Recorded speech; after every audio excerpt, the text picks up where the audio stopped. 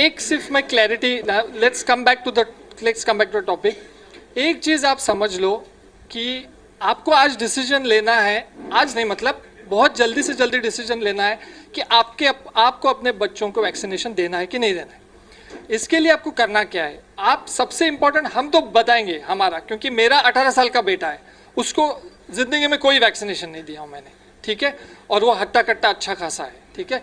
तो मैं अपना पर्सनल ओपिनियन दूंगा तो शायद आपके लिए वो सूटेबल नहीं होगा। आपको खुद डिसीजन लेना है। डिसीजन इस बेसिस पे लीजिए कि इसके पीछे साइंस क्या है, इसके पीछे कॉमर्स क्या है, जो मैंने स्टार्ट में बताया आपको। कोई भी फार्मा कंपनी को फायदा होगा कोई भी मेडिसिन का एफिकेसी ये प्रूव करके, वो अपनी सेफ्टी डेटा हमेशा छुपाने की कोशिश करेगा। इम्पॉर्टेंट सबसे ये है कि इस वैक्सीन्स को बिल्कुल रिसर्च किया हुआ नहीं है। 6 से 10 महीने में ये लॉन्च हुए हैं, इमरजेंसी यूज़ बता रहे हैं।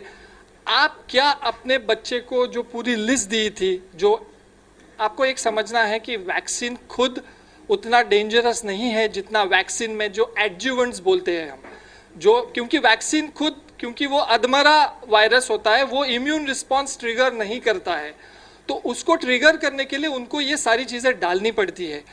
तो क्या आप गारंटी दे सकते हैं कि 5 साल बाद 10 साल बाद उस बच्चे को कोई ट्रिगर नहीं होगा? तो ये आपको खुद रिसर्च करना चाहिए। ये जो पूरी लिस्ट है एडजुवेंट्स की, वो क्या आप आपके बच्चे के अंदर ठोकना चाहते हैं। सबसे इजी और बेस्ट एग्जाम्पल देता हूँ। आज आप कोई भी मेडिकल स्टोर में जाओ और ज़ैंटैक मांगो, विच इज़ रैनिटिडिन, वो आपको इजीली मिलेगी। Rantac is already banned in September 2020 in most of the countries. तो आप ये सोचो कि India is a purely unregulated pharma market. इसका मतलब ये है कि इंडिया में फार्मास्यूटिकल्स के लिए कोई रूल अप्लाई नहीं होता है। तो ये इंडिया में इतना बवाल इसलिए हो रहा है क्योंकि इंडिया बहुत अच्छा मार्केट है।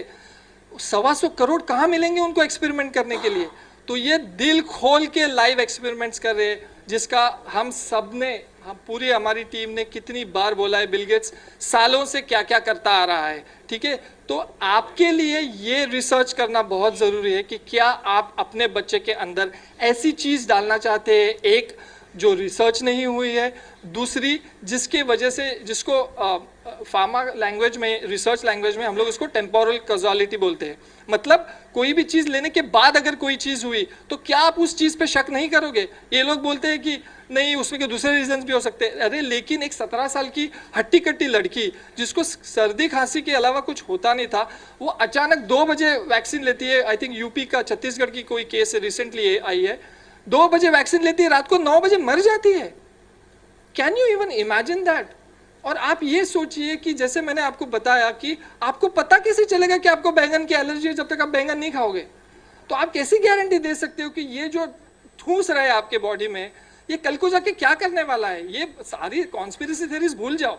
जो आप इमेजिन करो, 2003 में मेरा बेटा पैदा हुआ, अगर मैंने 2003 में उसको वैक्सीन, कोई भी वैक्सीन नहीं दी है, तो आप सोच सकते हो कि मैंने कितना रिसर्च किया होगा, मैंने कितना। और 18 साल से मैं वही कर रहा हूँ, 20 साल से ज्यादा हो गए, क्योंकि 2 साल पहले से मैं कर रहा था। तो आप बताइए ना, एमआरएनए क्या है? एमआरएनए का ओरिजिनल जो इन्वेंटर है, जैसे आरटीपीसीआर का जो इन्वेंटर है कैरी मुलिस, उसने बोला कि ये रिसर्च में, जैसे डॉक्टर साहब बोल रहे थे सालों से, अरे हम लोग टीबी पेशेंट्स को बिना मास्क के मेडिकल कॉलेज में हम डिसेक्शन करते हैं, मतलब मुर्दे काटते हैं और उसी हाथ से जाके खाना खाते हैं, तो वहाँ जर्म्स नहीं होते। तो जर्म्स का जो कॉन्सेप्ट है ना, ये आपको पढ़ाया गया। आप मुझे बताओ, कचरे पे मक्खी आएगी या मक्खियाँ साफ जगहों पे आती है? जब कचरा होगा तभी उस पर मक्खियाँ भिन आएंगी ना। तो आप बीमार तब होंगे जब आपकी बॉडी उस जर्म को लेने के लिए तैयार हो जाएगी। आपके घर में कोई भी घुस सकता है क्या? नहीं, क्योंकि आपने दरवाजे लगा के रखे। वैसे आपकी इम्यूनिटी, आपका प्रोटेक्शन है, उस पर भरोसा करना स्टार्ट करो। ये आपके दिमाग में डाला गया है जर्म जर्म जर्म, जर्म नाम की कोई चीज़ नहीं है, क्योंकि हमारे बॉडी में, हमारे सेल्स से 10 गुना ज़्यादा जर्म्स और बैक्टीरिया, इसको माइक्रोबायोम और वायरोम बोलते हैं। तो आप रोज़ बीमार होने चाहिए। मैंने आज एक लिस्ट लाई है किसी ने पब्लिश की कि अपने नाक में, मुंह में, कान में, आंख में इतने डेंजरस बैक्टीरियाज है कि आप अगर अपने नाक में उंगली डालो और टेस्टिंग के लिए दे दो तो उसमें दुनिया के सब खतरनाक बैक्टीरिया निकलेंगी। तो आप बीमार क्यों नहीं पड़ते हो? फिर आपको तो रोज बीमार होना चाहिए। और अगर जर्म्स है और जर्म्स बीमार करते हैं तो फिर इस दुनिया में कोई होना ही नहीं चाहिए, क्योंकि ये पृथ्वी का मेरे ख्याल से 6वां या 7वां जन्म है, मतलब आइस एज के बाद। तो फिर जर्म्स आए कहाँ से? तो जर्म्स हमारे पहले भी थे, जर्म्स हमारे बाद भी होने वाले। पूरी दुनिया डिस्ट्रॉय होगी तो जर्म्स रहेंगे। हमारे बॉडी में 10 गुना जर्म्स है। तो जर्म्स से डरो मत, अपना खुद रिसर्च करो और आप डिसाइड करो कि आप ये एक्सपेरिमेंटल वैक्सीन अपने बच्चों को देना चाहते हो कि नहीं। मैंने अपना डिसीजन किया, सबने डिसीजन